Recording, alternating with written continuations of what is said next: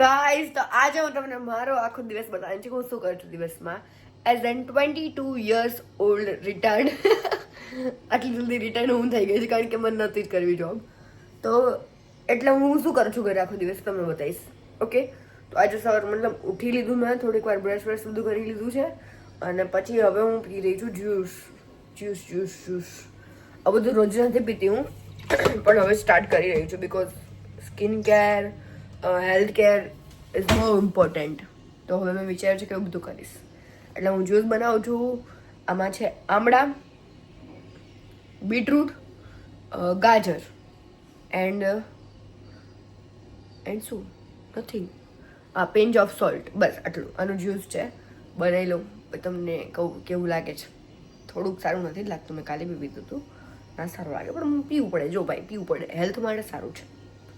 Juice ready થઈ ગયું છે. જો ચલો ટેસ્ટ, મારા નેલ્સને મેચ કરે છે. વાવ,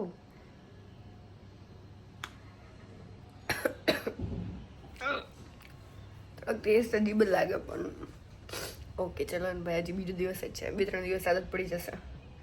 બસ વ્યૂ એન્જોય કરતા પી રહી છું. અહીંયા કંઈ જ નથી, વ્યૂ જેવું કંઈ નથી. તમે લોકો શું પીવો છો મોર્નિંગમાં? પીતે હો કુછ ऐसे જ્યુસ વૂસ કે નહીં? તો બતાય ના हमको. अगर मैच ना है मेरा बहुत पेलो होती गौ क्या सो करो, કંઈક આઈડિયા આપો યાર, કે ઘટી જાય કંઈક કરું. ચલો જ્યુસ પી લઉં. તમે લોકો બી પીજો આવું બધું કંઈક સારું પરાણે. બેન તો બની ગઈ છું, મતલબ આવું બધું કરીને. શાંતાબેનની જેમ હવે કાંતાબેનની કે શાંતાબેન જેવી એને હવે કામ કરવાનું છે.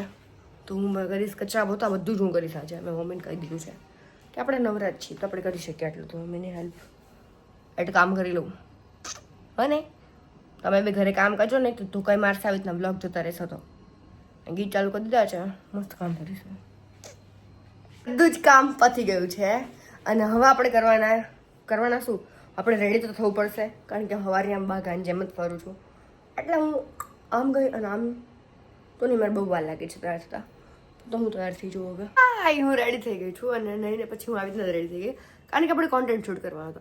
અને કોન્ટેન્ટ એટલો જોરદાર અને રિલેટેબલ અને તમને દિલથી ફીલ થશે કે ભાઈ હા, આ વસ્તુ આપણા લાઈફમાં થાય જ છે. તો જોવાનું ન ભૂલતા અને જોઈ આવજો જઈને. અને હવે બસ જો કામ દરમિયાન હું ખાઈ રહી થોડું કાકડી ગાજર. શું હશે એ વિચાર કરવાનો. હું આવી રીતના શું બનાવતી એ લંચ માટે બનાવી રહી છું હું ચોકલેટ ઓટ્સ અને સ્ટ્રોબેરીઝ બી છે. તમને બહુ ભાવે, મતલબ સ્ટ્રોબેરીઝ એડ કરીશું એની અંદર. તો મેં દૂધ ઉબલવા મૂકી દીધું છે, એટલે ઉબલવા ન મૂકવાનું હોય.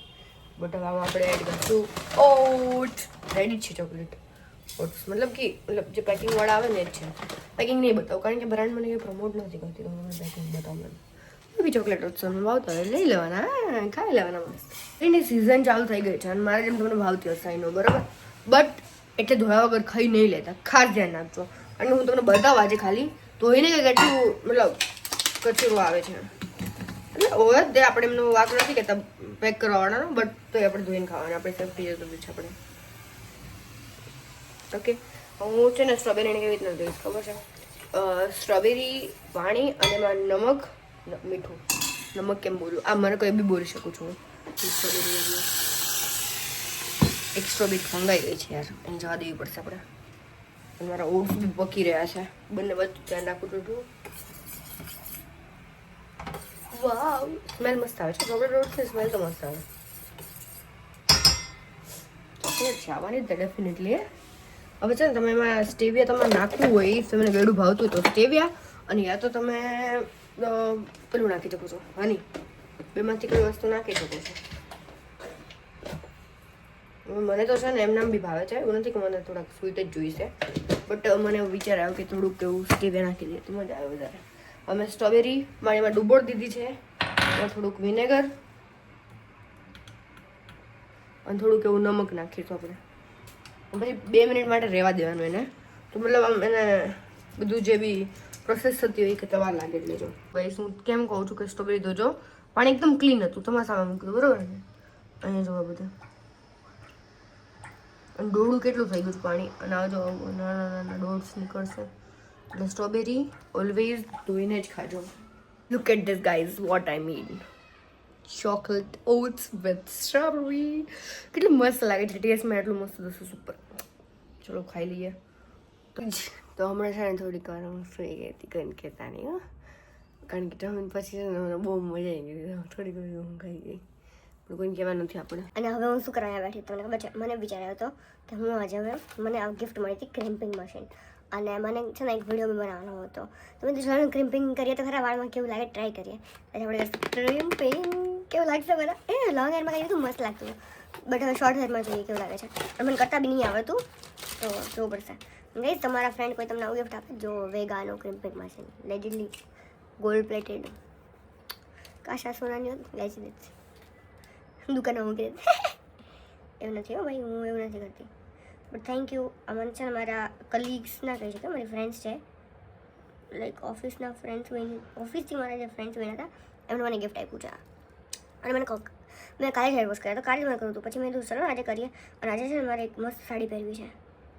સાડી કઈ પહેરી સીવી નક્કી નથી, પણ ક્રિમ્પિંગ તો ઘરી કેવા લાગી તો જોઈએ. ખાલી ક્યાંય જવાનું છે નહીં આપણે, કેમ લાગશું તો મસ્ત ધોઈ નાખશું, બીજું કંઈ ક્યારેય નહીં. તો આપણે શુભારંભ કરી દીધો છે, ઓન કરી દીધું છે ક્રિમ્પિંગનું મશીન. લોક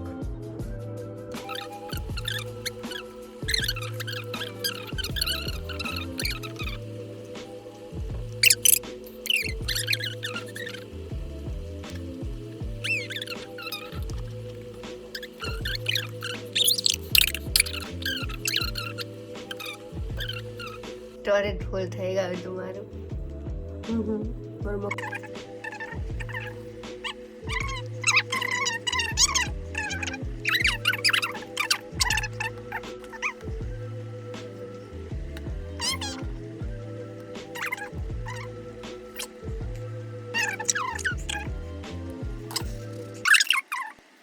અરે બધા જ તે જેવી જ